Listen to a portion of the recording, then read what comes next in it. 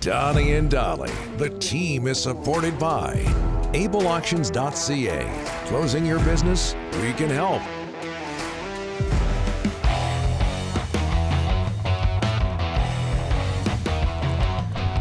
Wednesday, and all of our guests today are brought to you by our title sponsor, Able Auctions, ableauctions.ca.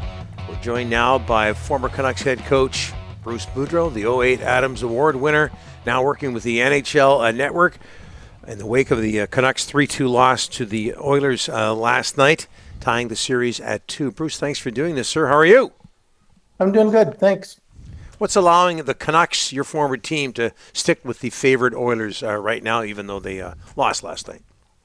Well, I think they're playing really good. I mean, they're getting great goaltending, great defense, and they're scoring really timely goals. But they're being able to shut down teams and all the teams they're playing, shut down teams when they want to, getting really timely goals when they need to. And they've got a belief that they can win all the games, and that just shows every time they're down, whether it was the Nashville game getting down or Edmonton or whatever. They keep coming back. There's no quit in that group. They're doing extremely well. Yeah, and people forget they were down 2-0 in the third period last night and did come back, even though they lost. Myers, Zadorov, Cole, Soucy, how much of a difference has that big, large, mean, skillful defense meant to the Canucks, Bruce?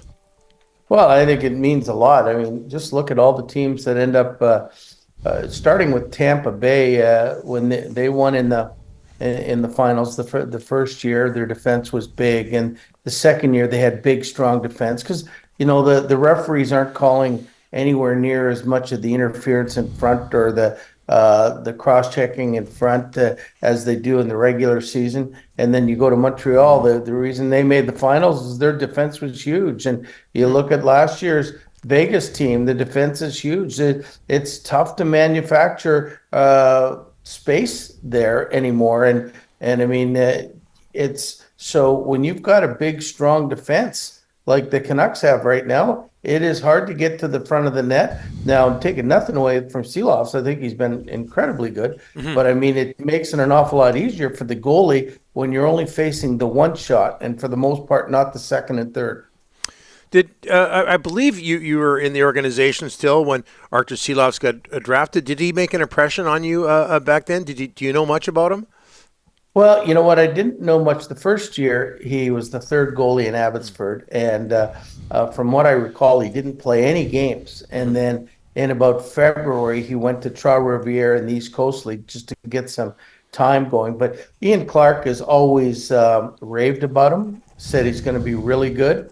And we had him at training camp for a couple games, or at least one game the next year. And then he went back down to Abbotsford, and he was called up after I was gone for a couple games at the end of that year. But no, Ian Clark raved about him, big goalie, and then he was the MVP of the World Championships, which I think is really done well for him to being in this situation that he's in right now. The pressure sometimes for the World Championships for your country is just as much as being in the Stanley Cup Finals if you're a foreigner.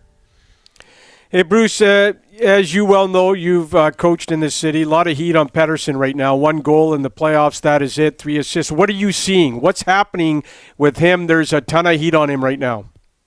Yeah, you know what? And when the great players aren't scoring, they always get the heat. And I really wish I knew. I haven't obviously talked to him or anything, but his body language looks like he's lost a little bit of confidence. That's for sure in himself, and whether the team has lost a little bit of confidence in him. But if he was scoring at even half the pace that he normally would be at, the difference would have been maybe 1 goal, and 1 goal is all they needed in 2 of the 4 games that they lost to be successful. So I'm sure it's weighing hard on him. If I know Petey, he wants the pressure. He wants to be the best. And when things aren't working well, he probably takes it a lot upon himself. But, in his defense a little bit, he's not, you can't tear up the JT Miller, Besser, Suter line because they're playing great. And you can't take away the Garland, Lindholm, Joshua line because they're playing great. So, I mean, Petey, quite frankly, Mikheyev has got, one goal in his last 60 games? Yeah. And, Lafferty played his offside on the other line. So, I mean, it's, sometimes you're caught in the middle, but I think Petey's the kind of guy that believes, if he's going, then he makes everybody else around him better. I mean, I like to see him smile, so I hope he scores a goal or two in the next game. But I'm sure he's feeling a little bit of pressure. Rick Tocchet wasn't happy last night, Bruce. He said we had 5 to 6 to 7 passengers. You can't go deep in the playoffs, Bruce, with that many passengers when the coach says something like that. No, you can't. I mean, but the coach would know. I mean, he watches them play all year long. He knows what when they're bringing their best, and he knows when they're not bringing their best. So, I mean, obviously, he spotted those number of players that he thought weren't as good as they normally were, and he called them out. It's happened in the playoffs this year, and sometimes you don't need to use names. I mean, you look around the room and you say that, or if you say it to them, or even in the media, and they know. Each player knows if he was good or bad, and I don't think they're out there saying, "Is he talking about me?" They know. So sometimes you don't have to use a guy by name. You don't have to say this guy's bad, that guy's bad. You just say it like that, and then everybody, the ones that are at fault, know they got to be better. I don't know who you like in the East, Bruce, but can you envision Carolina coming back from a 3-0 deficit to knock off the Rangers? They've won their last 2. Yeah, you know what? I can envision them making it a 7-game series now that the next game's in Carolina. Boy, it's when it's only happened 4 times in history, it's hard to believe that they could do it against a team as good as the Rangers. But boy, the momentum swings in that series are pretty vast. Like, I mean, winning 3, then losing potentially 3 to a game 7. And listen, even the games that Carolina lost, they're all 1-goal games. It's the same as Vancouver and Edmonton. They're all 1-goal games. So whoever gets a break, whoever gets the big save, it could happen. I mean, it doesn't happen very often, but it could happen, that series. Yeah. Looks like Craig Berube is going to be a next head coach of the Leafs. Bruce, can you understand why? Well, he's won a Stanley Cup. Yeah. I mean, I think everybody likes to have guys that have won Stanley Cups before. The only problem is there's not too many of them out there available.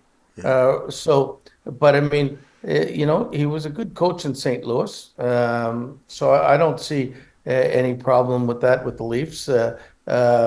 I think Sheldon Keefe did a really good job too, but sometimes you need a different voice. And I know that's cliche, but it's the truth. And so, that's where they're headed, I think. Well, we've all got Sirius XM. Love listening to you on the NHL Network. Just outstanding, Bruce. Thanks so much for joining us. We'll get you on again before the playoffs are over. Sounds good. You guys take care.